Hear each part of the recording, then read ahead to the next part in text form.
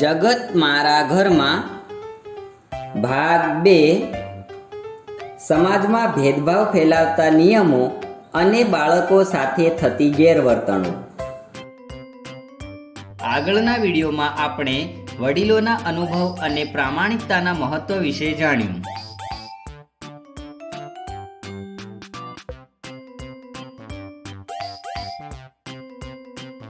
પ્રસ્તાવના: આ વિડીયોમાં આપણે સમાજમાં ભેદભાવ ફેલાવતા નિયમો અને બાળકો સાથે થતી ગેરવર્તણૂક.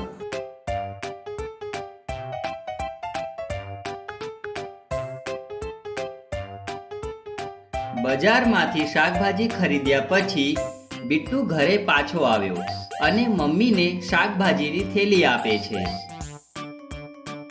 આલો મમ્મી, તમે જે કહી હતી એ બધી શાકભાજી હું લઈ આવ્યો છું.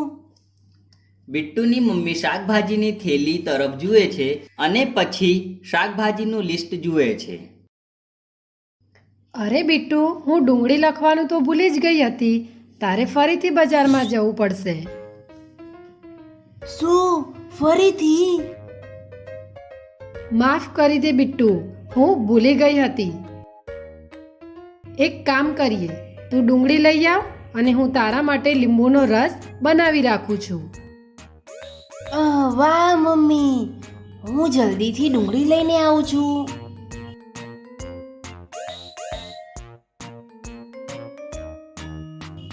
બિટ્ટુ બજારમાં પહોંચ્યો અને મીનુને તેના પપ્પાની લારી પાસે જુએ છે.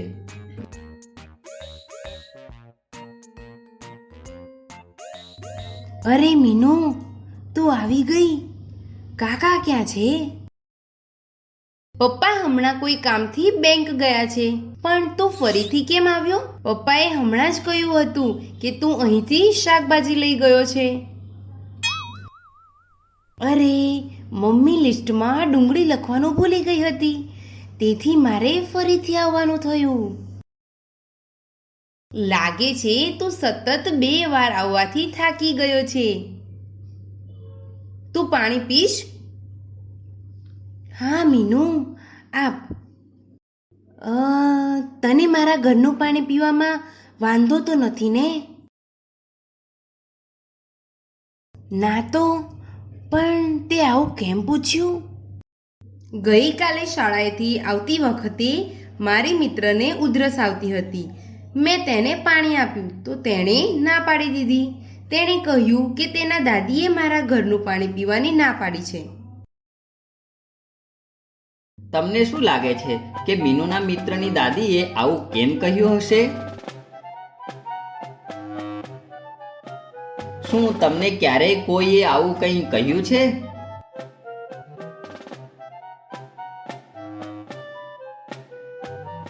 શું તમને આ વાત સાચી લાગે છે? અચ્છા, પણ મને તે સમજાતું નથી. પાણી એ પાણી છે, તે કોઈ પણના ઘરનું હોય. દાદા કહે છે કે પાણી પીવા માટે બસ તેનું સ્વચ્છ હોવું જ જરૂરી છે, બાકી બીજું કંઈ નહીં. તારા દાદા તો બહુ સારી વાતો કરે છે. હા, એ તો છે જ. બિટ્ટુ, મને થેલી આપ, હું તેમાં ડુંગળી આપી દઉં. હા, આપું મીનુ. મીનુ બિટ્ટુને ડુંગળી આપવા માટે થેલામાંથી ડુંગળી કાઢી લાવે છે. મીનુ, શાકભાજી આપતી વખતે તું મારા જેવા ઘણા લોકોને મળતી હોઈશ. હા, એ તો છે જ ને. તો તને ઘણા નવા લોકોને મળવામાં ખૂબ જ મજા આવતી હશે. હા, પણ એક કાકા છે જેમનાથી મને ખૂબ ડર લાગે છે. ક્યારેક તો તેઓ આવે ત્યારે હું છુપાઈ જાઉં છું. હા, એવું કેમ? પૈસા આપતી વખતે તેઓ ખૂબ જ વિચિત્ર રીતે મારો હાથ પકડે છે. મને બિલકુલ નથી ગમતું. શું તમને ક્યારેય કોઈનો સ્પર્શ કરવાથી ખરાબ લાગ્યું છે? કોનો?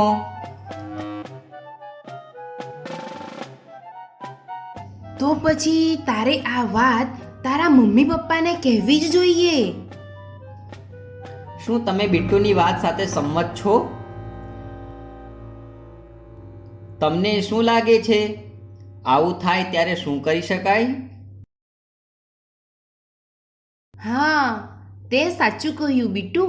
હું આજે મારા મમ્મી પપ્પાને આના વિશે કહીશ. હા, બિલકુલ કહેજે. હવે આલે તારી ડુંગળી. બિટ્ટુ ડુંગળીની થેલી લઈને જઈ રહ્યો હોય છે ત્યારે અચાનક તેને કંઈક યાદ આવે છે. અરે મીનુ, હું તને એક વાત પૂછવાનું ભૂલી જ ગયો હતો. કઈ વાત બિટ્ટુ? શું તું આજે સાંજે બધા સાથે રમવા આવીશ? રવિના ઘરની નજીકના મેદાનમાં અમે રમીએ છીએ. ના બિટ્ટુ, હું નહીં આવી શકું. પણ કેમ? કેમ કે પાછા આવતી વખતે મોડું થઈ જશે.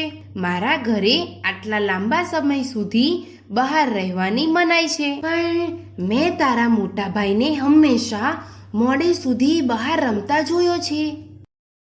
કારણ કે આ નિયમ ફક્ત છોકરીઓ માટે જ છે બિટ્ટુ. મને આ વાત બિલકુલ સારી નથી લાગતી. તમારા ઘરમાં પણ છોકરાઓ અને છોકરીઓ માટે જુદા જુદા નિયમો છે? તમને આ સાચું લાગે છે? આવું છે. પણ મને ખૂબ નવાઈ લાગે છે. જો મને આ રીતે રમવા માટે ના મળે તો મને બિલકુલ ગમે નહીં મીનુ. હા, હું સમજુ છું બિટ્ટુ. તમને શું લાગે છે કે જો આવા નિયમો છોકરાઓ પર લાગુ કરવામાં આવે તો શું થાય? વિચારો વિચારો.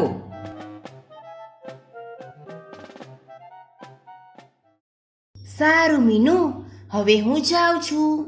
તો બીજી કોઈ શાકભાજી લેવાનું કે કંઈ વાત પૂછવાનું ભૂલ્યો તો નથી ને? ના, હવે કંઈ નથી ભૂલ્યો. ઠીક છે, તો પછી આવજે. આવજે મીનુ, કાલે શાળામાં મળીશું. બિટ્ટુ ડુંગળી લઈને ઘરે જવા નીકળે છે. સારાંશ: સમાજમાં ભેદભાવ ફેલાવતા નિયમો અને બાળકો સાથે થતી ગેરવર્તણૂક વિશે જાણ્યું.